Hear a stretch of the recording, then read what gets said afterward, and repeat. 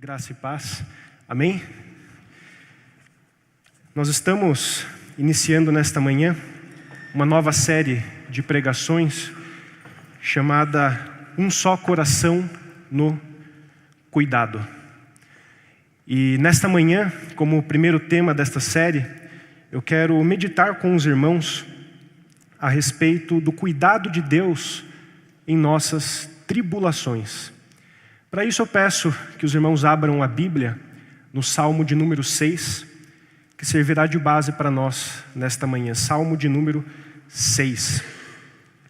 Mas antes de fazermos essa leitura, amados, eu gostaria de enfatizar ou trazer para nós alguns detalhes a respeito deste salmo, alguns detalhes a respeito do seu autor.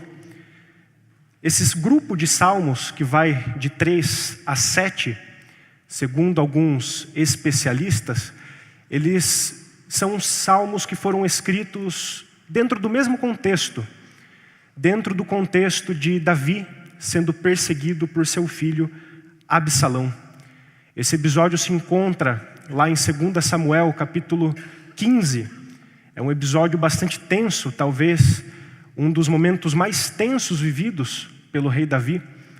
E Davi teve que fugir de Jerusalém porque seu filho tentou usurpar o seu trono. E segundo o que os teólogos dizem, esses salmos de 3 a 7 foram escritos durante essa tribulação pela qual Davi passou. A epígrafe do Salmo 3 diz o seguinte: Salmo de Davi, quando fugia de seu filho Absalão.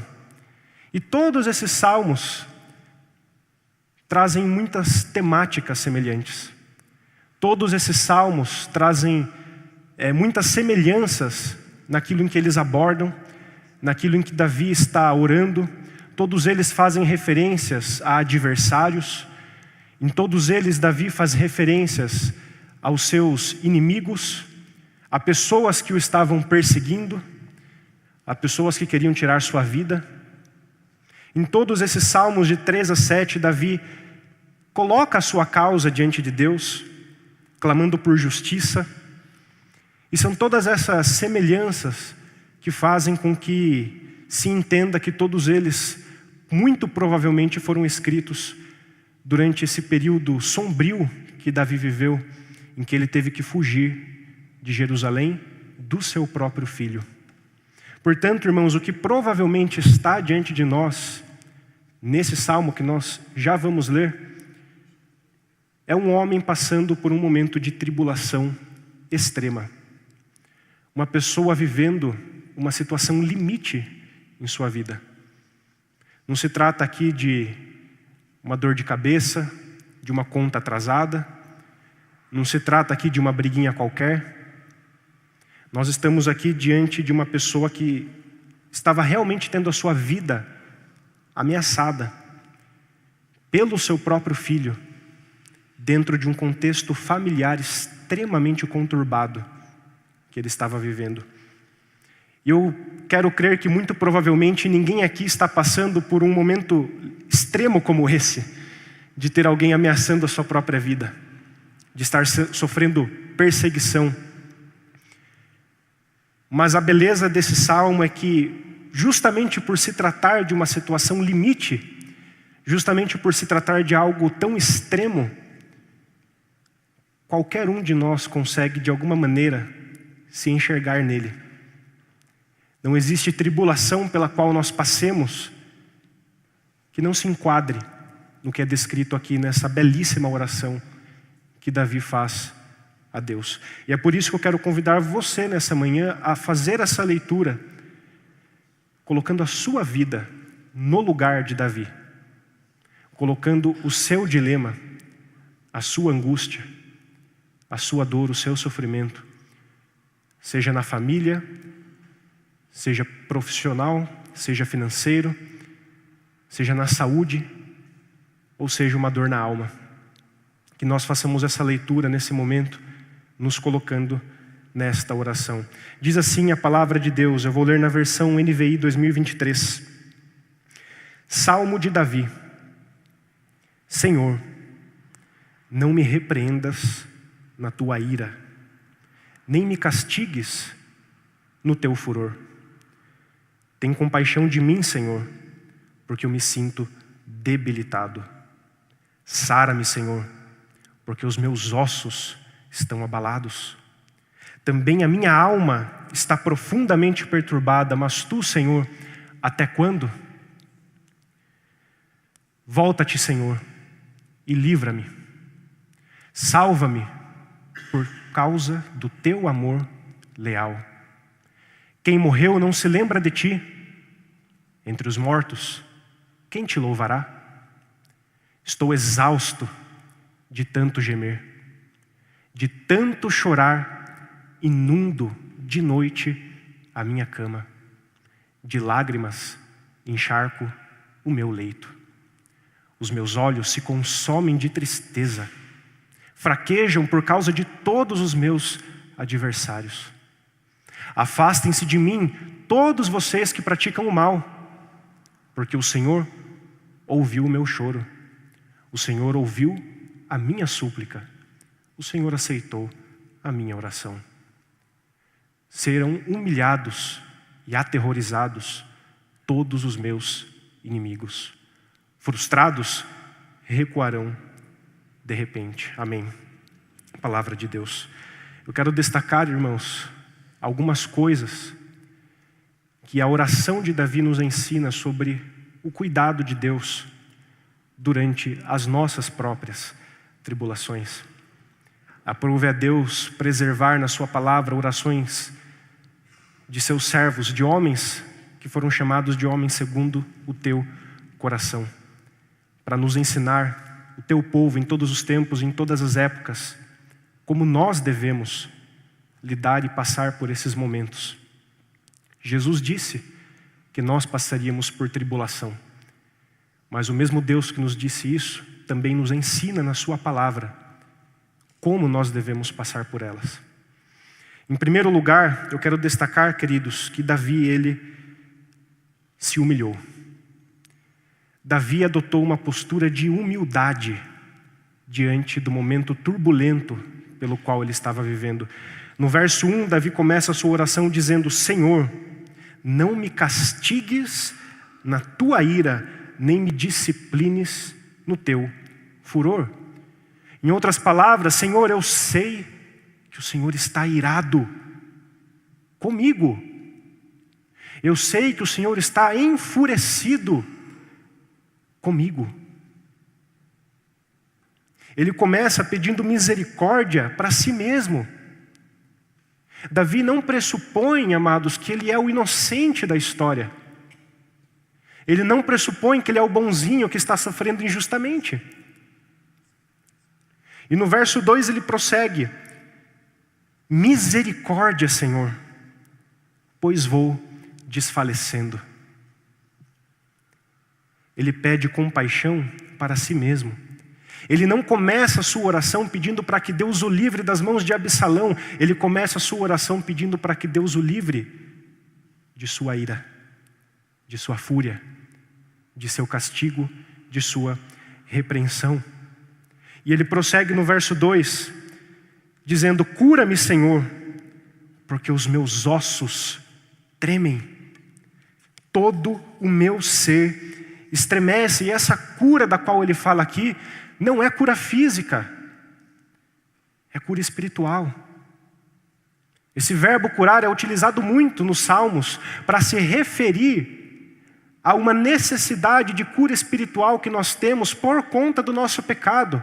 Em outro momento, lá no Salmo 41, versículo 4, Davi diz o seguinte: misericórdia, Senhor, cura-me, pois pequei contra ti. É a mesma palavra. Cura-me, Senhor, eu preciso de perdão. Eu pequei contra ti, ó Deus. Davi reconhecia o seu próprio pecado. Davi, ele não agiu com autocomiseração diante de Deus durante o momento de tribulação que ele estava vivendo. Ele não agiu como se ele fosse a vítima, como se ele fosse uma pessoa boa que estivesse sofrendo. Ele tinha consciência de que, em certa medida, ele merecia o castigo, a repreensão e a ira de Deus. E percebam, irmãos, que isso não significa tirar a culpa de terceiros para atribuir a si mesmo. Absalão falhou com Davi. Absalão tinha cometido uma grande traição. Davi havia sido traído por alguém que como filho deveria honrá-lo. Mas ele entendia que muito daquilo que ele estava vivendo talvez fosse apenas uma colheita de coisas que ele havia começado a plantar mais de 10 anos antes. Cerca de 11 anos antes, Davi cometeu um adultério com uma mulher chamada Batseba. Mandou assassinar seu marido e a tomou como sua esposa. Davi era adúltero. Davi era assassino. E Deus mandou o profeta Natã apontar o dedo na cara dele e dizer: com a espada você matou Urias, o heteu. Você tomou por esposa a mulher dele, depois de o matar com a espada dos filhos de Amon. Agora, pois, a espada jamais se afastará da sua casa, porque você me desprezou e a tomou como sua mulher. Assim diz o Senhor: eis que farei com que de sua própria casa venha o mal sobre você.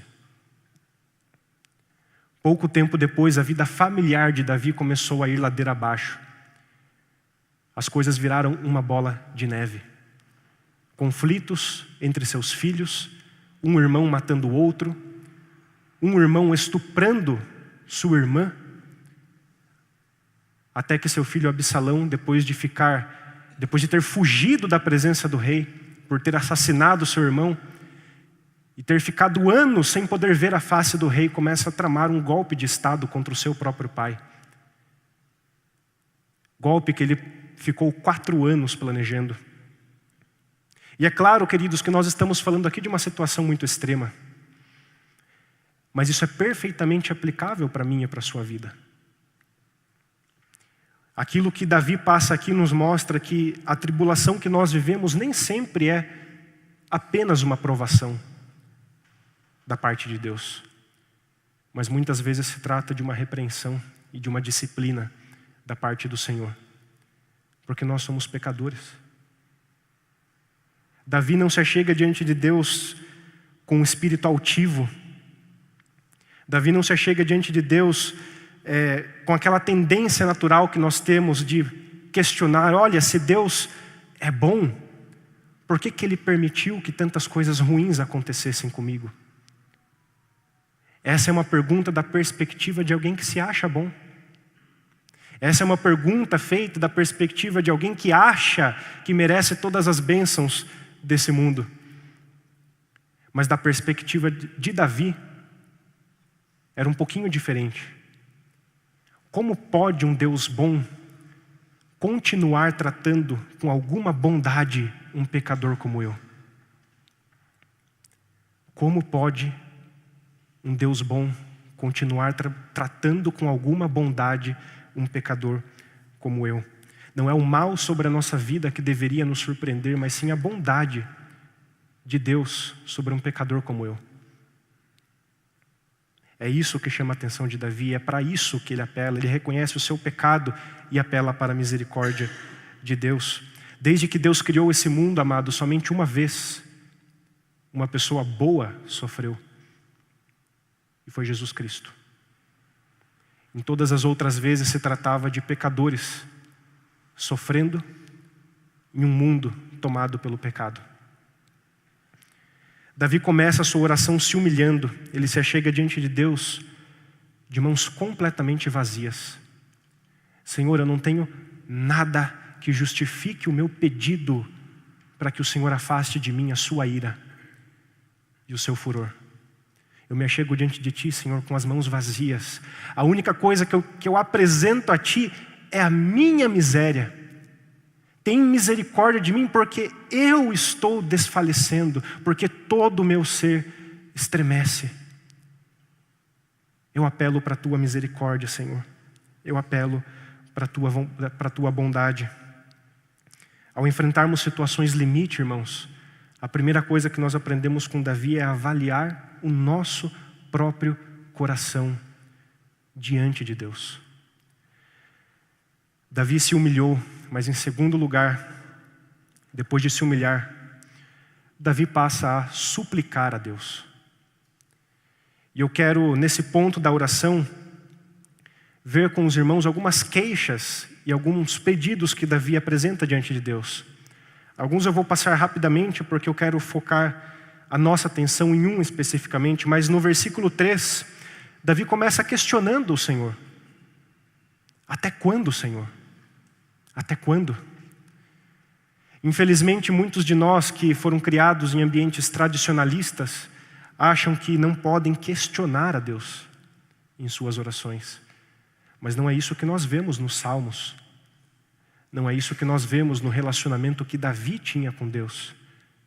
Davi questionava: até quando, Senhor? E ele prossegue no verso 4 dizendo: volta-te, Senhor, e livra a minha alma. Os salmos, eles, por serem poesias, eles descrevem cenas e imagens. Aqui é como se Davi estivesse vendo o Senhor se afastando dele. E ele clama a Deus: volta, Senhor. Sem a tua presença comigo, não tem como eu passar por isso.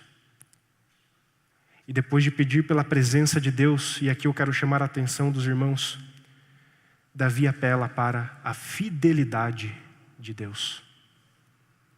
Na segunda parte do verso 4 ele diz: salva-me por causa do teu amor leal. Salva-me por causa do teu amor leal. Aqui Davi começa a desenvolver uma argumentação com Deus. Davi argumentava com Deus. Essa palavrinha aqui, amor leal, talvez na sua Bíblia, se ela for uma Almeida, está escrito: salva-me por tua graça. Mas a melhor tradução é a que a NVI 2023 traz: amor leal. O motivo pelo qual ele estava pedindo por livramento, a base do seu pedido, era um amor de Deus que era motivado por causa do compromisso que esse Deus tinha com essa pessoa. Por causa do compromisso que esse Deus havia escolhido assumir com essa pessoa. Por causa de um relacionamento anterior, de vínculo que Deus havia assumido com ele. Davi está apelando para a fidelidade de Deus, a aliança que Deus havia feito com ele mesmo, com Davi. Lá em 2 Samuel 7, no verso 8, Deus vai ao encontro de Davi por meio do profeta e faz uma aliança com Davi. Olha as palavras do Senhor para Davi: assim diz o Senhor dos Exércitos, eu o tirei das pastagens, onde cuidava dos rebanhos, para ser o soberano do meu povo Israel. E prossegue no verso 16: quanto a você, Davi, sua dinastia e seu reino permanecerão para sempre diante de mim, o seu trono se estabelecerá para sempre. Foi Deus que chamou Davi. É como se Davi estivesse dizendo: Senhor, não fui eu que pedi nada disso. Não fui eu que quis ser rei, foi o Senhor que mandou Samuel lá na casa do meu pai Jessé. Tendo eu 7 irmãos mais velhos e mais experientes do que eu, foi o Senhor que me escolheu e fez uma promessa a mim e à minha descendência que eu jamais iria imaginar. E Davi, no momento em que Deus faz essa aliança com ele, ele responde: agora, Senhor Deus, confirma para sempre a promessa que fizeste a respeito de teu servo e de tua descendência. Faze conforme prometeste, para que o teu nome seja engrandecido para sempre, e os homens digam: o Senhor dos Exércitos é o Deus de Israel, e a sua descendência, e a descendência de teu servo Davi, se manterá firme diante de ti. Davi está apelando para a promessa que Deus havia feito para ele. É por isso que no verso 5 ele diz: quem morreu não se lembra de ti. Entre os mortos, quem te louvará? Davi não está aqui, amados, dizendo que ele não acreditava que havia relacionamento ou vida com Deus após a morte. Não é isso. No Salmo 16, ele confessa a sua fé na ressurreição.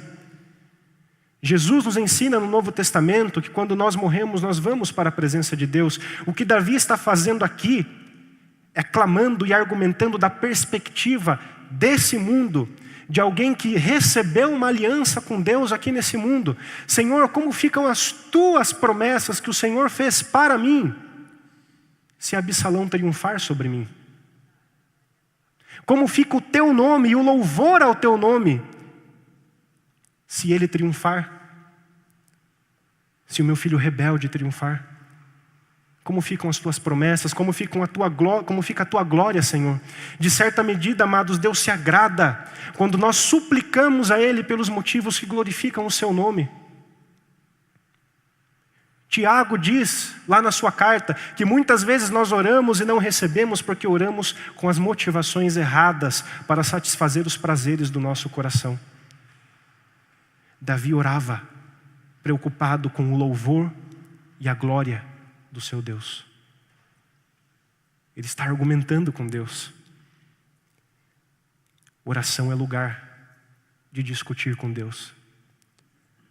Oração é lugar de apresentar a nossa súplica, de questionar, de perguntar para Deus.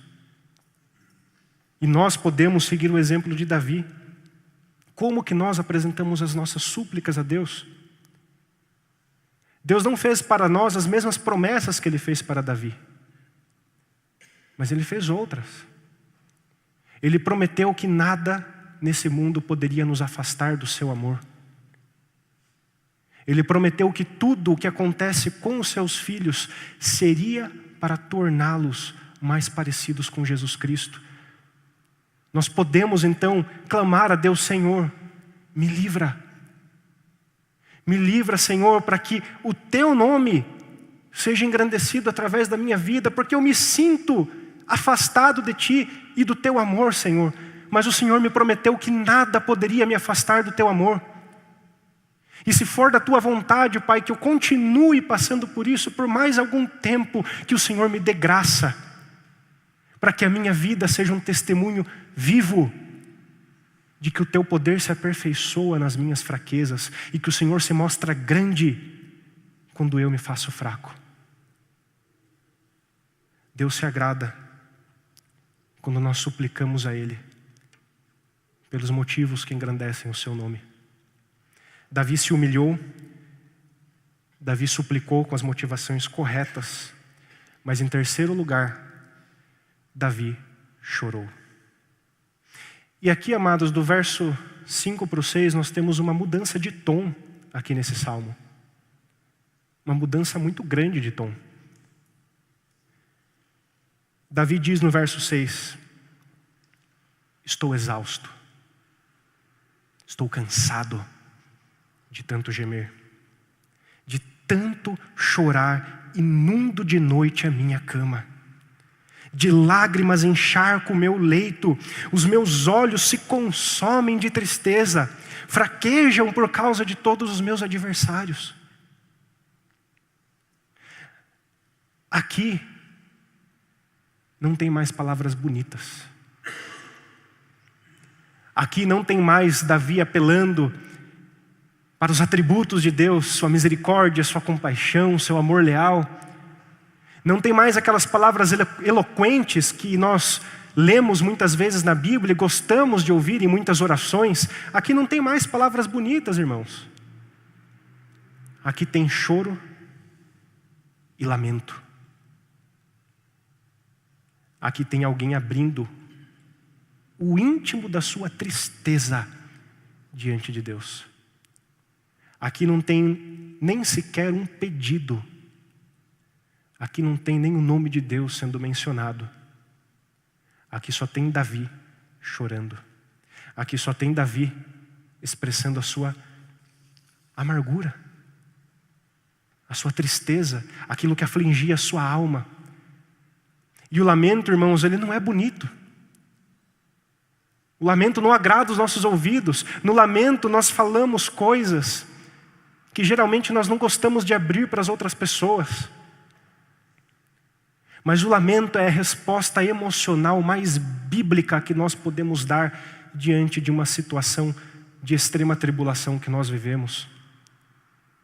Muitas pessoas querem passar pelo momento do sofrimento como se fossem inabaláveis. Mas Davi entendia que ele precisava chorar diante da presença de Deus. Ele entendia que, por mais que racionalmente ele entendesse que Deus talvez tivesse os seus motivos, e por mais que ele pudesse dar respostas bonitas, teológicas e filosóficas para o mal que sobreveio sobre a vida dele, isso não satisfazia o seu coração. Isso era uma resposta intelectual, mas não satisfazia o seu coração. A resposta emocional que ele precisava dar diante da presença de Deus era chorando, lamentando, entendendo que ele não podia mais jogar para debaixo do tapete o que ele de fato estava sentindo. E Deus se agrada, queridos, quando nós somos sinceros com Ele, com relação ao que está nos entristecendo. Deus se agrada quando nós não tentamos fingir uma falsa força diante dEle, diante do momento da tribulação. Muitas vezes o que nos resta é simplesmente chorar e lamentar. E os homens que foram chamados de heróis da fé fizeram muito isso. Jesus chorou. Lá na cruz, Jesus clamou: Deus meu, por que me abandonaste? O próprio Filho de Deus não teve receio de externar que ele se sentia completamente abandonado pelo Pai. Mas o que diferencia o lamento de uma murmuração vazia é que antes de dizer que ele se sentia abandonado, ele diz: Deus meu, Deus meu. O lamento não são palavras de alguém que perdeu a fé. O lamento é uma sinceridade de alguém que ainda crê em Deus. E que antes de abrir o seu coração e dizer talvez as coisas mais feias que se pode dizer, ele diz: Deus meu, é isso que eu estou sentindo. Essas foram as 3 atitudes de Davi. Davi se humilhou, Davi suplicou, baseado na glória de Deus, e Davi chorou diante da presença de Deus. E dos versos de 8 a 10 nós vemos a resposta. Deus ouviu a oração de Davi. Acompanhe comigo. No verso 8 diz: afastem-se de mim todos vocês que praticam o mal. Como assim? Muda de novo o tom da oração. Até aqui era súplica, humilhação e lamento. A partir daqui, uma sensação de esperança e de paz toma conta do coração de Davi. De onde veio essa sensação de paz? Esse sentimento de esperança que fez com que, do nada, ele passasse a saber que os seus inimigos não triunfariam sobre ele. Afastem-se de mim, vocês que praticam o mal, porque o Senhor ouviu o meu choro. O Senhor ouviu a minha súplica. O Senhor acolherá a minha oração. Depois de suplicar diante da presença de Deus, depois de chorar diante da presença de Deus, de alguma maneira, Davi passou a ter a certeza de que Deus ouviu o seu choro. O Senhor ouviu a sua súplica. Queridos, a situação continuava exatamente a mesma. Absalão ainda estava lá perseguindo Davi. Nada tinha mudado. Mas ao mesmo tempo tudo tinha mudado. Nada mudou do lado de fora, com a perseguição e os inimigos atrás dele. Mas no coração dele, a partir do momento em que ele passa a ter a certeza, pelo poder do Espírito Santo, de que o seu Deus é um Deus que ouve o seu choro.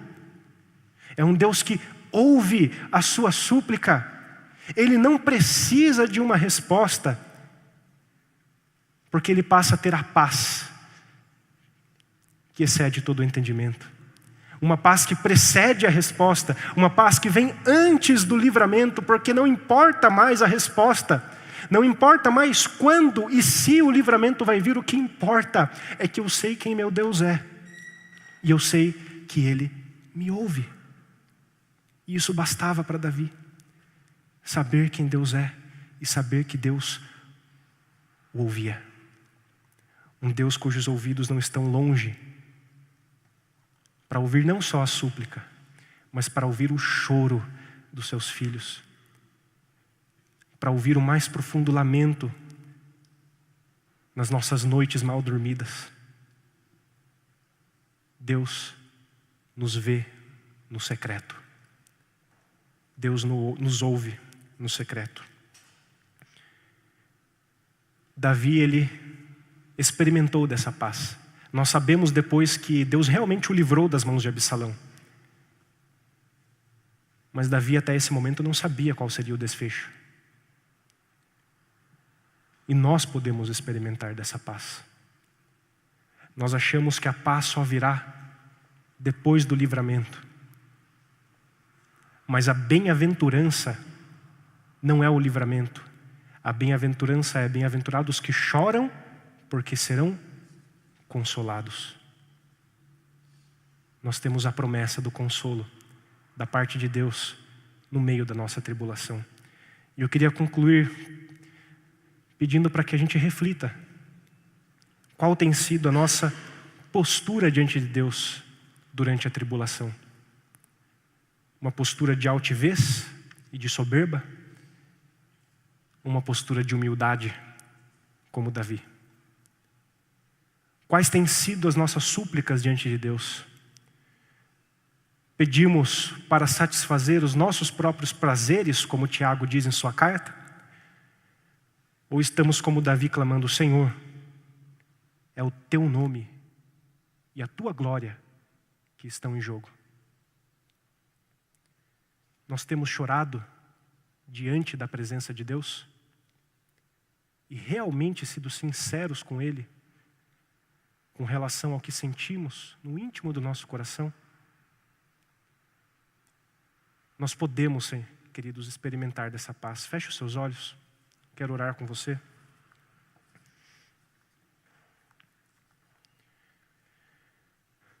Pai, o Senhor conhece cada um dos teus filhos que estão aqui nessa manhã.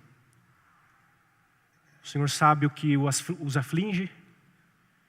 O Senhor sabe quais são suas dores, suas lutas. O que tem tirado a esperança do nosso coração e muitas vezes até nos feito sentir que o teu amor está se afastando de nós, Senhor. Mas nós cremos, Senhor, que o Senhor é o nosso Deus. Nós cremos que o Senhor, que enviou o teu Filho para morrer por nós, não é um Deus que está surdo diante do nosso choro e diante da nossa súplica, Senhor. Portanto, Pai, que a tua paz, paz que excede todo entendimento, paz que vai muito além de explicações racionais e teológicas, que nós possamos dar diante do dia mau que bate à nossa porta, Senhor. Que a tua paz venha sobre o nosso coração, Senhor. Nós só te pedimos isso, Senhor, a tua paz, na certeza de que o Senhor nos ouve. Que nós possamos ter uma postura de humildade, Senhor. Que nós possamos ter uma postura de sinceridade. Que nós possamos ter as motivações corretas no nosso coração, ó Pai. Porque sabemos que é isso que te agrada, ó Deus. Essa é a nossa oração, Senhor, em nome de Jesus. Amém.